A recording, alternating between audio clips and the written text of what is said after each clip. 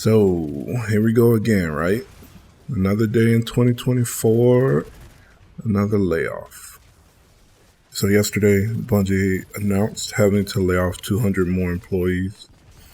And I mean, everything that happened after that was predictable, right? Most of the takes that you're going to hear, expressing sorrow and support for the people that lost their jobs, obviously. That's the thing that's most important. There are people out there who were making plans and building lives, and now they have to uproot, try to fight for the game development jobs that are left in a really, really shrinking market with tens of thousands of other people that have also lost their jobs. And then you got the people that are calling for the heads of the executives in charge. And I really just want to propose that maybe there's a better way. Because at the end of the day, Pete Parsons or whoever it is that is in charge of these companies, because let's not forget it's not just Bungie laying off thousands of employees. It's nearly every game company out there. There are game companies out there that you don't hear about laying off anyone, but that doesn't mean they're not doing it. It just means that they don't have to tell you.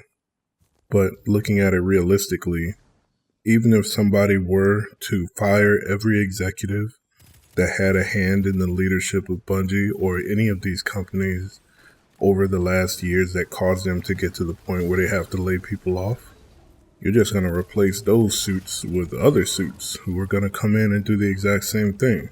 Because the job that they do has one goal, and that goal is make number go up. Their job is to increase the profits for the shareholders. Does not matter to the shareholders how they do it. People with empathy can look at this situation and really feel the human side of these business decisions. But this is not new. This is the way we do business. It's not just America. It's not just the video game industry. It's everywhere. It's the way we've been doing things. But think about that statement for a minute. That way of doing things has made some people a lot of money, generationally wealthy, right? It does not have to be that way. I mean, to me, Pete Parsons, whether you like him or not, Pete Parsons is the symptom. He's not the illness. You have to look past him and look at the bigger picture to see the real problem.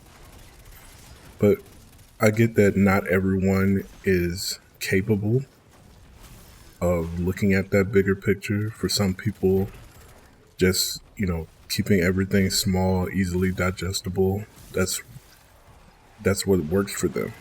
Okay. Hopefully at some point, people get tired of being mad at the same things that keep happening. And maybe we'll dig a little bit deeper into the reasons why the stuff that they don't like keeps happening. And realize that there are a million better ways to do things that don't involve treating the livelihood of real workers like currency. I need these workers for 6 months or, 6 years to help me build something really incredible. But as soon as, I don't really need them as much, I can get rid of them, and that high price that comes with that professional expertise that they know, and replace them with brand new people who come at a much cheaper price, thereby giving my shareholders much more money in the end. If that sounds scummy to you, if that sounds like a business practice that you don't think should be a practice, you know what you gotta do. If you don't want to be ignorant to the situation, and learn about it.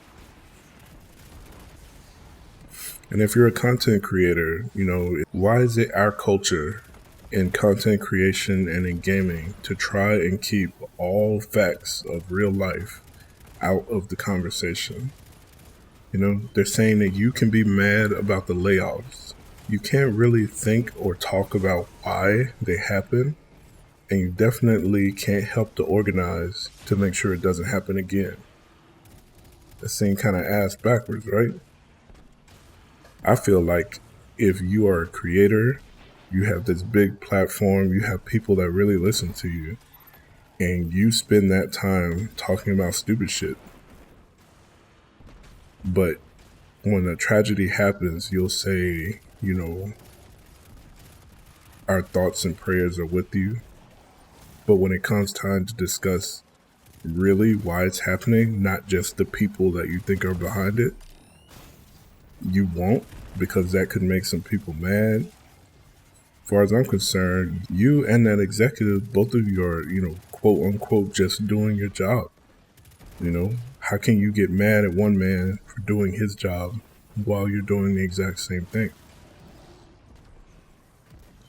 It would be nice if, when a tragedy like this happens, the comments weren't just filled with death threats, and insults. And maybe we're filled with people exchanging real ideas on how to make change so that this type of shit doesn't happen again. You might be young, but that doesn't mean you're dumb. And that doesn't mean that you need to have fossils walking around making all the important decisions for your life. Right?